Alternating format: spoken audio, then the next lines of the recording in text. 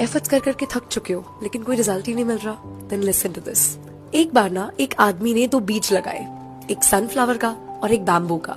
Sunflower का पौधा जल्दी जल्दी बड़ा हो गया, उसमें बहुत सुंदर फूल लगे, और बैम्बू वो तो हिला भी नहीं। इस बात को ना 2 साल हो गए। सनफ्लावर ने 2-3 सीजन भी कंप्लीट कर लिए, लेकिन बैम्बू वो तो अभी ग्रो होना स्टार्ट ही नहीं हुआ। लेकिन पता है रियलिटी क्या थी?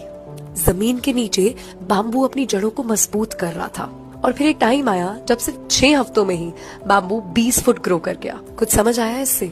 सिर्फ इसीलिए कि तुम्हें अपनी ग्रोथ दिख नहीं रही है, इसका मतलब ये नहीं है कि वो हो ही नहीं रही। हर दिन तुम कुछ नया सीख रहे हो, तुम स्ट्रांग बन रहे हो। हाँ, तुम्हें वो दिख नहीं रहा, वो अलग बात है।